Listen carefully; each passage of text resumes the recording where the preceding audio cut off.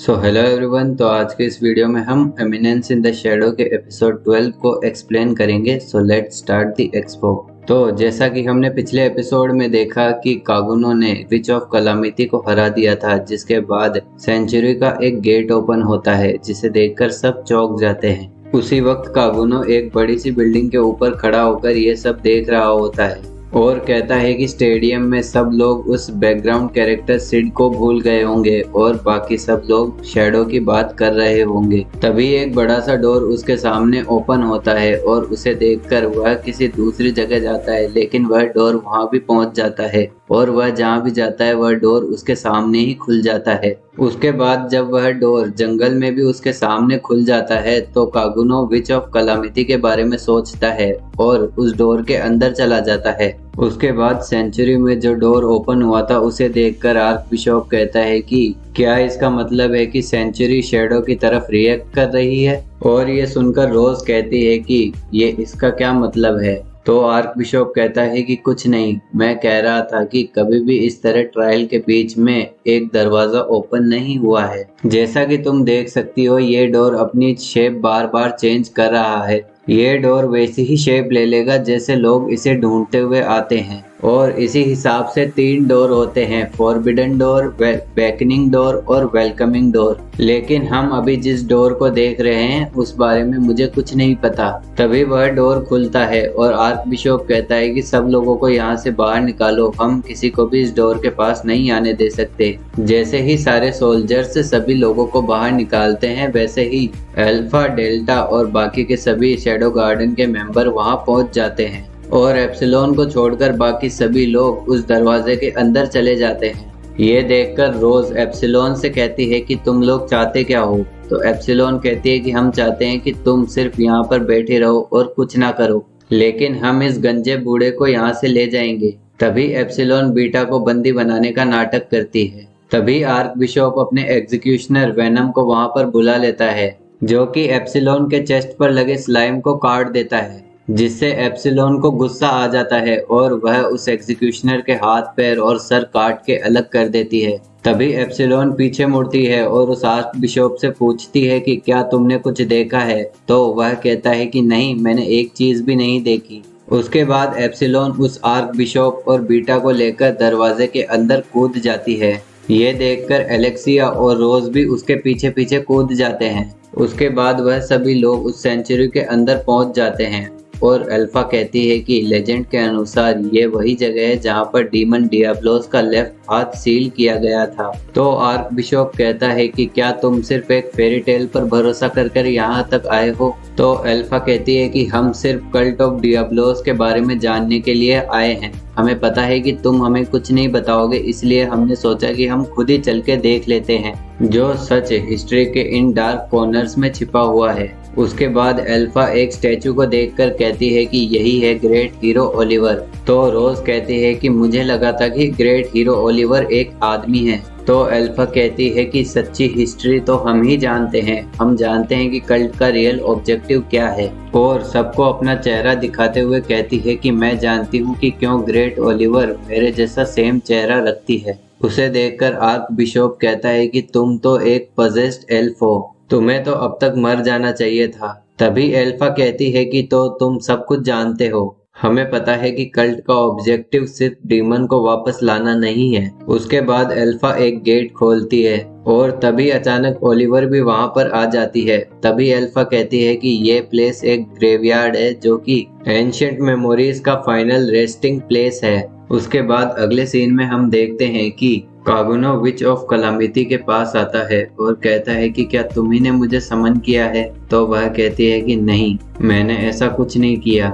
उसके बाद वह कागुनो से कहती है कि तुम यहाँ पर कैसे आए। तो कागुनो कहता है कि पीछे एक डोर मुझे बार बार फॉलो कर रहा था, तो मैं हार मान के उसके अंदर आ गया और यहाँ पहुँच गया। लेकिन क्या तुम्हें पता है कि मैं यहाँ से बाहर कैसे निकलूं? तो वह जवाब देती है कि मुझे कुछ ठीक से याद नहीं है। तो कागुनो कहता है कि शायद मुझे खुद ही जाकर रास्ता ढूंढ लेना चाहिए। तभी वह उसे कहती है कि क्या तुम मुझे इसी तरह यहाँ छोड़कर जा रहे हो। तभी कागुनो उसकी जैकेट काटकर उसे आजाद कर देता है और विच ऑफ कलामिटी कहती है कि मैं अब 1000 सालों बाद आखिरकार फ्री हो चुकी हूँ। तो अब तुम भी यहाँ से बाहर निकलना चाहते हो और मैं भी, तो क्यों ना हम साथ में काम करें और यहाँ से बाहर निकले। तो कागुनो कहता है कि हाँ क्यों नहीं, लेकिन क्या तुम्हें यहाँ से बाहर निकलने का रास्ता पता है। तो वह कहती है कि यह सेंचुरी एक मेमोरी प्रिजन है जो कि एंशिएंट बैटल से क्रिएट हुई है। अगर हम इसके सेंटर में जाएं और इसके मैजिकल कोर को डिस्ट्रॉय कर दें तो मैं यहाँ से आज़ाद हो जाऊंगी और फिर उसके बाद ये सेंचुरी गायब हो जाएगी, जिससे तुम भी यहाँ से बाहर निकल सकोगे। तभी वह कहती है कि तुमने ये जरूर नोटिस किया होगा कि हम यहाँ पर अपना मैजिक यूज नहीं कर सकते क्योंकि हम सेंचुरी के सेंटर के बहुत ज्यादा क्लोज हैं। उसके अगले सीन में हम देखते हैं कि अल्फा और बाकी सब हीरो ओलिवर की मेमोरीज के अंदर होते हैं जो कि सेंचुरी में लॉक हुई होती है। बहुत समय पहले कल्ट के लोग अनाथ बच्चों को उठाकर उन पर यहाँ पर एक्सपेरिमेंट करते थे, लेकिन बहुत से बच्चों की बॉडी ये सहन नहीं कर पाई और वो वहीं मर गए। मीनवाइल कागुनो और विच ऑफ कलामिटी एक साथ चल रहे होते हैं और कागुनो कहता है कि हम कहाँ पर हैं। तो वह जवाब देती है कि हम एक मेमोरी के अंदर हैं, लेकिन ये मेरी नहीं है। तभी वहाँ एक बच्ची रो रही होती है जो कि बिल्कुल अरोरा की तरह दिखती है और वह उसके पास जाकर कहती है कि इस मेमोरी को एंड करने का एक ही तरीका है। तो कागुनो कहता है कि क्या। तो वह उस बच्ची को एक चाटा मारती है और कहती है कि रोने से कुछ भी नहीं बदलेगा। उसके बाद अचानक से वह मेमोरी खत्म हो जाती है। उसी समय अल्फा सबको बता रही होती है कि ओलिवर भी उन बच्चों में से एक थी जो कि बहुत ज्यादा कंपैटिबल थी। तो रोज पूछती है किसके। तो अल्फा जवाब देती है कि डियाब्लोस सेल्स के। कल्ट के लोग डीमंस के सेल को चिल्ड्रंस के अंदर डालकर एक्सपेरिमेंट कर रहे थे।